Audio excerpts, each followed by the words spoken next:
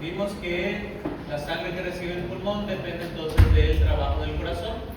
Esa sangre que recibe el pulmón se distribuye de manera no uniforme, va a ir principalmente hacia la base, que va a ser mi región de mayor perfusión, va a ir menos hacia el vértice. ¿Sí? ¿Está bien? Todo estaba siendo determinado de manera pasiva, ¿sí? Por el simple hecho de que hay un flujo mayor hacia la base durante el reposo en el individuo erguido. Después me dice el libro también que dependiendo del volumen pulmonar también voy a tener distribución del flujo de sangre. ¿Sí?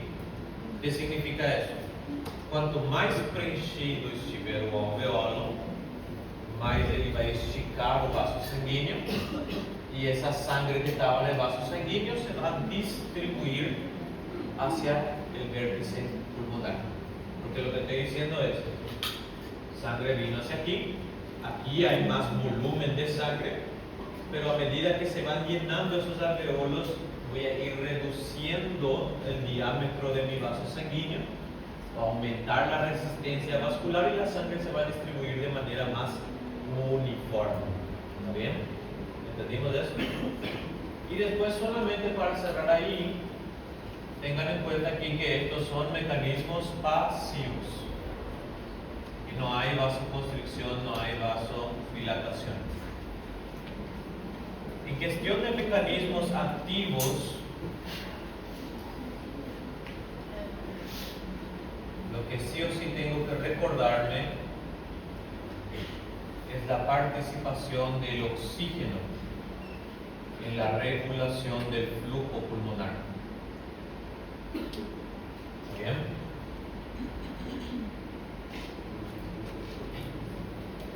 ¿Recuerdan la circulación sistémica qué efecto tenía la hipoxemia?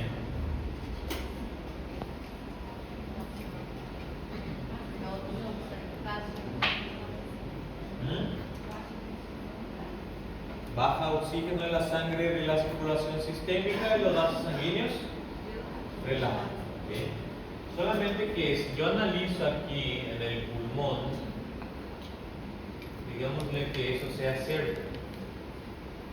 Tengo aquí dos alveolos. Están recibiendo sangre a través del mismo circuito sanguíneo. La sangre está viniendo en esta dirección, se distribuye. Entonces, aquí encima tengo componente aire, ventilación. Aquí abajo tengo componente sangre, perfusión, circulación pulmonar. Digámosle que este alveolo está obstruido. ¿Ventila este alveolo? No. Si no ventila, obviamente ya no está introduciendo oxígeno. Y si no introduce oxígeno, está difundiendo poco oxígeno hacia la sangre de la circulación pulmonar. ¿Qué respuesta tiene que tener entonces la hipoxemia sobre la perfusión de ese alveolo? En otras palabras, ese alveolo que no ventila va a precisar de más o de menos sangre. Menos. Fíjense que ocurrió el fenómeno contrario. En la circulación sistémica, caída de oxígeno está produciendo vasodilatación, pero en la circulación pulmonar me va a producir vasoconstricción.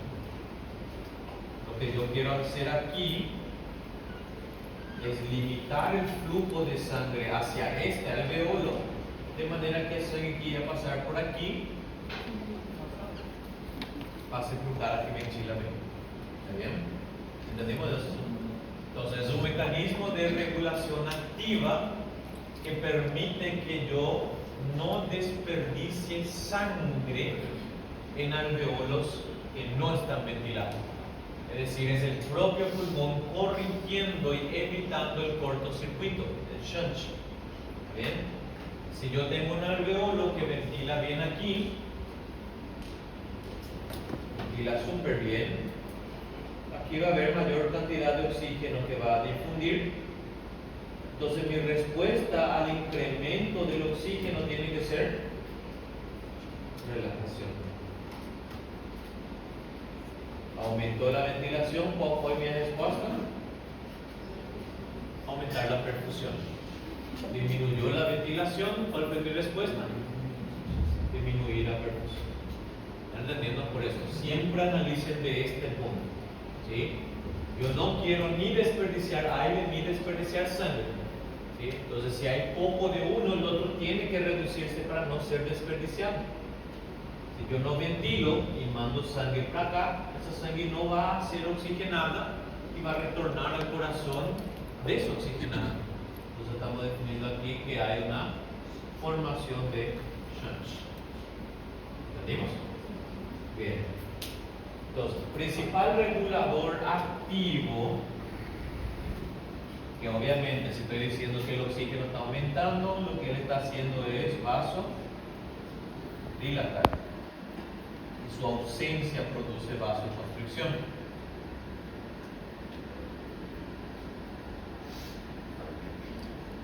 Su norma aquí. Hipoxemia en la circulación pulmonar produce ¿qué? Vasoconstricción.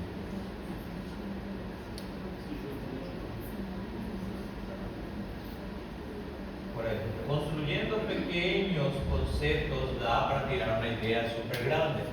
Porque imaginemos, recuerdan que habíamos hablado del enfisema pulmonar, ¿sí? Que era ese pulmón súper distendido que no tiene fuerza para retraerse adecuadamente. ¿Sí? Como demora demasiado el aire para salir afuera, el paciente no le da ese tiempo y tiene que empezar de vuelta. Es decir, que tiene un montón de capacidad residual funcional que pica para atrás, pica para atrás, pica para atrás. Ese ar que tem CO2, porque ya pasó pela hematosis y poco oxígeno. ¿Está bien? Como hay poca ventilación en mis alveolos, ¿sí? ¿Qué va a estar pasando con la circulación pulmonar? ¿Qué va a pasar con la resistencia periférica vascular en el circuito pulmonar? Hay poco oxígeno. ¿Qué van a hacer los vasos sanguíneos de la circulación pulmonar? Se van a ir cerrando. ¿Sí? ¿Qué va a pasar entonces con la resistencia vascular aquí, con la presión de los vasos sanguíneos? Va a aumentar. Entonces, si aquí yo comienzo a aumentar mi resistencia, ¿sí? ¿Qué corazón tiene que trabajar el doble ahora? ¿El izquierdo o el derecho?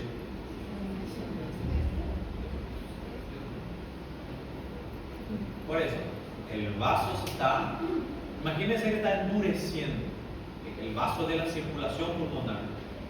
¿Quién es el corazón que tiene que trabajar para mandar sangre hacia ese vaso sanguíneo? Derecho. Derecho. Este es el que tiene que hacer la precarga, tiene que vencer la precarga para mandar la sangre hacia la circulación pulmonar. Si la circulación pulmonar se está cerrando, hace mucha resistencia por una condición de hipoxemia, este corazón tiene que hacer el doble de trabajo para asegurar que haya flujo sanguíneo. ¿Sí? Imagínense ese paciente que ya no puede ni caminar y tiene que estar sentado y su corazón está trabajando el doble, sí o sí me va a desarrollar una insuficiencia cardíaca eventualmente. ¿Sí? Por eso inclusive la oxigenoterapia en ese paciente ni siquiera es para corregir su oxígeno, ni siquiera es para ayudarle a limpiar CO2, es para sacar eso. ¿Sí? Disminuir la hipertensión pulmonar que se generó en ese estado de hipoxemia. ¿Entendimos más o menos? ¿Sí? ¿Tranquilo? Bueno, entonces de vuelta. Activos aquí en función. Es decir, esto está regulando la perfusión pulmonar a favor de la hematosis.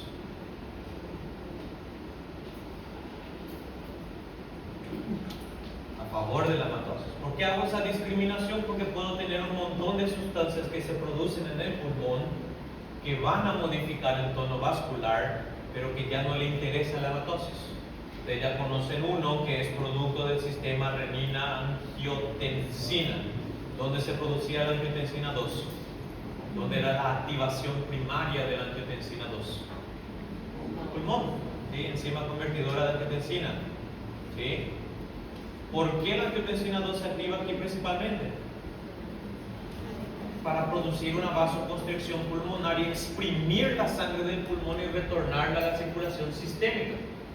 Ahí no me interesa, vais a tomarme Cuba hematosis, lo que quiero es volumen, quiero cantidad de sangre.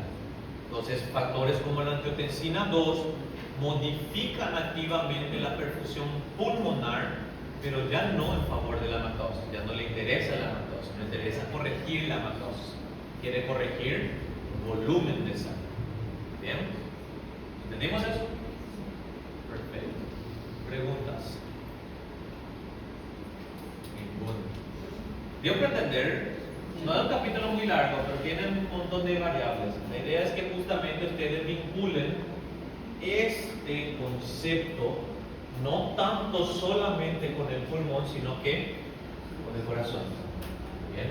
Recuérdense que es el ventrículo derecho el que tiene que estar empujando la sangre por la circulación pulmonar y que el ventrículo izquierdo tiene que recibir esa sangre y sacarla hacia la aorta. Si el ventrículo derecho no funciona, no voy a mandar suficiente sangre. ¿Sí? Pero si el ventrículo izquierdo es el que no funciona, no consigo sacar la sangre que estoy recibiendo. ¿Está bien? De ahí que definimos. En la falla cardíaca izquierda, ahí es donde voy a tener el acúmulo de sangre en la circulación pulmonar. Ahí es donde voy a tener el aumento de la presión hidrostática aquí. Ahí es donde puedo tener el riesgo del desarrollo del edema pulmonar agudo. ¿Sí? ¿Cómo? Correcto. El retorno venoso quiere venir, pero este ventrículo izquierdo no tiene fuerza para sacar la sangre hacia la aorta. Entonces la sangre va a acumular aquí. El volumen sistólico es poquito y el individuo se quedó con casi toda la sangre que recibió. Entonces sangre está acumulando aquí, sangre va a acumular aquí, sangre va a acumular aquí. ¿Está bien? Ahí el único detalle que tengo que tener en cuenta para discriminar mis dos tipos de pacientes es el siguiente factor. Solo para repasar. Mi alveolo, tengo mi capilar asociado a él, que habíamos definido, cosas que ustedes ya sabían. Existe una presión que favorece el flujo de salida del vaso sanguíneo y otra que favorece la reentrada. La que favorece la salida de fluidos es la presión hidrostática.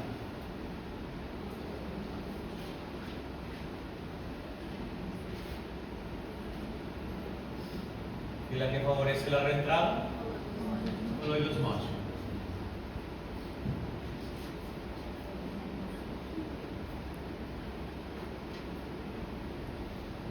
¿Cuál de estas presiones es la que siempre suele ganar un poquito más? ¿Cuál de esas presiones acostuma a ser la más intensa? Aerostática. La aerostática casi siempre gana. Es decir, siempre hay un poquito más de flujo de salida que de reentrada. ¿Sí? ¿Qué mecanismo tengo para que no acumule aquí líquido en el intersticio? ¿Cómo vos tirar ese líquido que está saliendo ahí? Correcto, sistema linfático. El sistema linfático va a ir drenando eso lentamente, justamente para que el líquido no acumule aquí.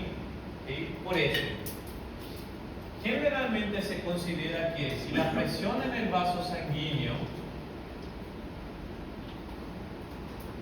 aumenta de manera rápida por encima de 30 milímetros de mercurio, este flujo de salida de agua va a superar la capacidad que voy a tener de ir drenando. ¿Sí? Si el desarrollo es lento, progresivo, pienso, un paciente con insuficiencia cardíaca no tiene insuficiencia cardíaca en un día para noche, ¿sí? Cuando estamos hablando de crónica.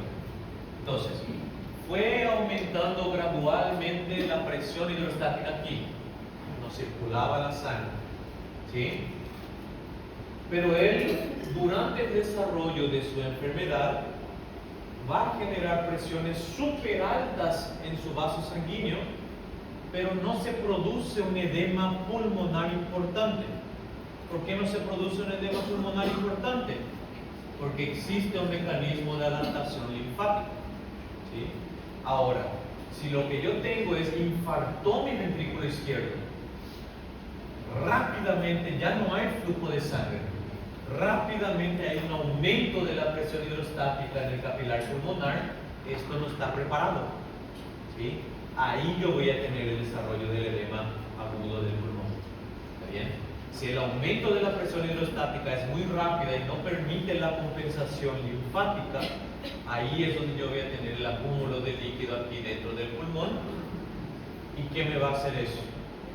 Tensión superficial para cima y el paciente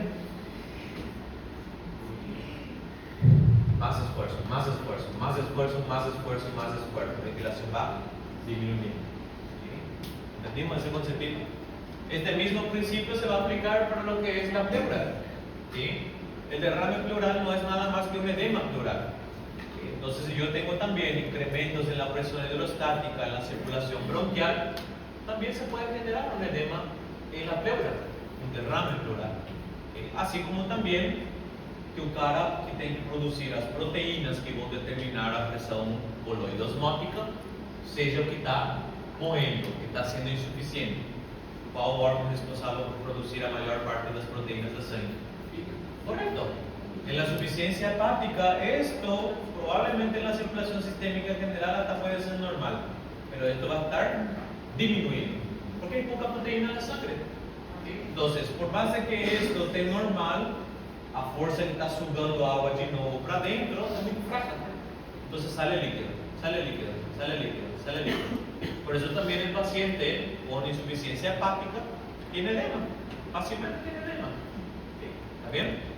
Los dos mecanismos, no se olviden de ellos. Pronto, vamos a capítulo de mierda.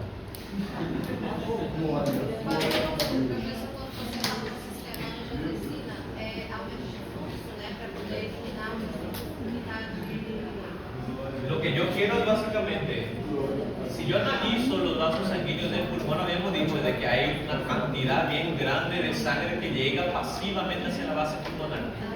El objetivo de la angiotensina 2, angiotensina de vasoconstrictor o vasodilatador, correcto, es exprimir esos vasos sanguíneos para aumentar el retorno de la sangre hacia el corazón.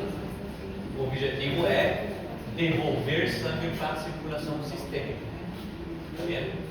No tiene tanto a ver, vamos a corregir esa hematose aquí. No. El objetivo de la angiotensina 2 es tirar ese volumen pulmonar y devolverlo lo más rápido posible al sistema. Porque el sistema renina-angiotensina está activando cuando eu tenho uma diminuição da perfunção da arterial aferente do rim, que o rim entende como, tem pressão arterial baixa. Necessito volume. Necessito volume. Básicamente está exprimiendo el pulmón. Así es.